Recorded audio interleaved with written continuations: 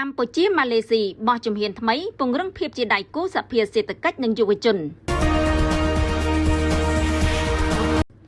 សម្ដេចមហារដ្ឋសភាធិការធិបតីខួនសូដារីប្រធានរដ្ឋសភាកម្ពុជានៅព្រឹកថ្ងៃទី26ខែសីហាឆ្នាំ2026បានអនុញ្ញាតឲ្យលោកតាន់ស្រីដាតូជូហារីប៊ីនអាប់ឌុលប្រធានរដ្ឋសភាម៉ាឡេស៊ីចូលជួបសម្ដែងការគួរសមនិងពិភាក្សាការងារទ្វេភាគី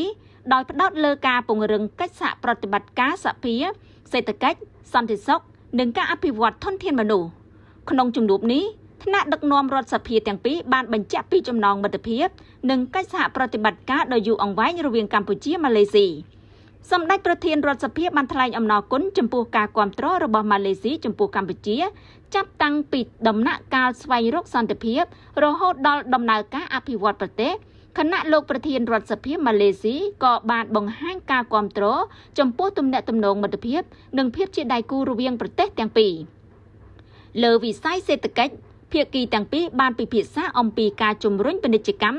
និងការវិនិយោគជាពិសេសក្នុងវិស័យម្ហូបអាហារហាឡាល់ថាមពលស្អាតនិងបច្ចេកវិទ្យាព្រមទាំងយកចិត្តទុកដាក់លើសុខុមាលភាពពលករនិងនិស្សិតខ្មែរនៅម៉ាឡេស៊ីជាមួយគ្នានេះកិច្ចសហប្រតិបត្តិការក្នុងការប្រយុទ្ធប្រឆាំងបទល្មើសតាមប្រព័ន្ធបច្ចេកវិទ្យានិងឧក្រិដ្ឋកម្មឆ្លងដែនក៏ត្រូវបានចាត់ទុកជាអាទិភាពមួយផងដែរជាមួយគ្នានេះថ្នាក់ដឹកនាំរដ្ឋសភាទាំងពីរបានសង្កត់ធ្ងន់លើតួនាទីសភានិងកិច្ចសហប្រតិបត្តិការអន្តរសភាក្នុងការរួមចំណែកដោះស្រាយបញ្ហាប្រឈមជាសកលនិងពង្រឹងមជ្ឈភាពអាស៊ានលោកតាន់សេរីដាតូជូហារីប៊ីនអាប់ឌុល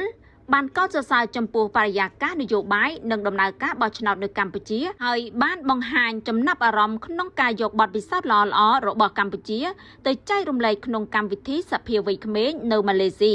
ដើម្បីពង្រឹងការយល់ដឹងរបស់យុវជនអំពីប្រជាធិបតេយ្យសន្តិភាពនិងភាពជាអ្នកដឹកនាំ